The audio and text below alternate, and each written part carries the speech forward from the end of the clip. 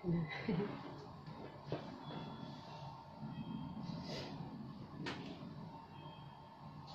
po tayo mga katita. Ito po bali yung kanin ko. Ganyan lang po siya. Kumite. Meron pong ampalaya. At meron pong tuyo. At pipino po. Yan. Bali, tinimplahan po siya ng suka, asukal at paminta. Kain po tayo.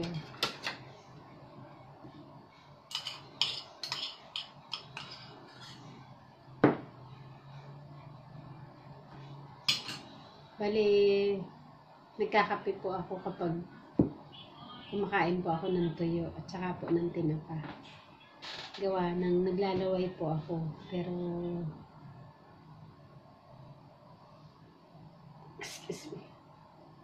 Pero gustong gusto ko po ang tuyo at saka po ng tinapa. Kaya, lagi po ako nagkahanda ng kape para hindi po ako maglaway. Ayan. Bali, ito pong ampalaya. Ginisa ko lang po ito sa itlog.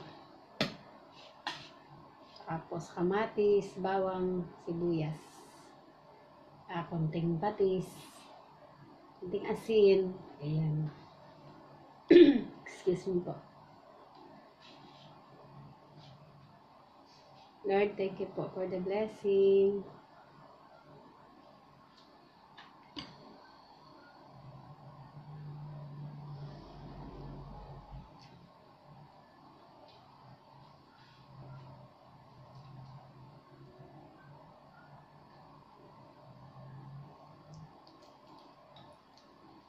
Hindi na po ako gagamit ng sausawan kasi po hindi siya maalat.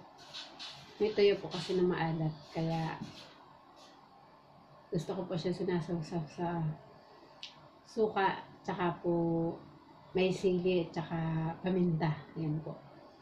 Pero kapag hindi naman po maalat, okay na po yung ganito lang siya.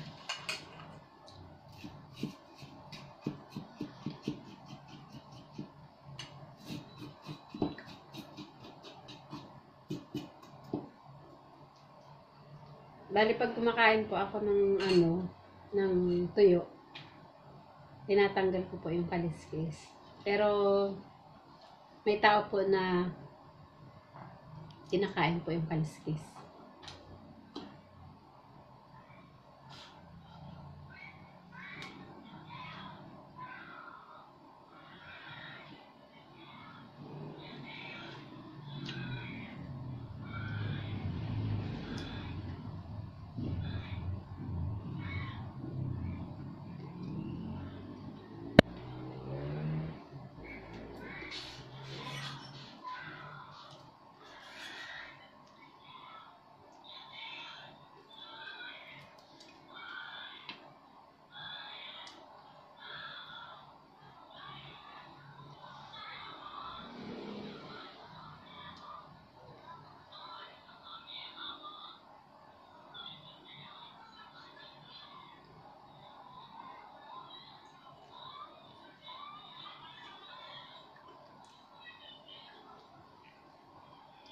Crunchy po yung ampalaya.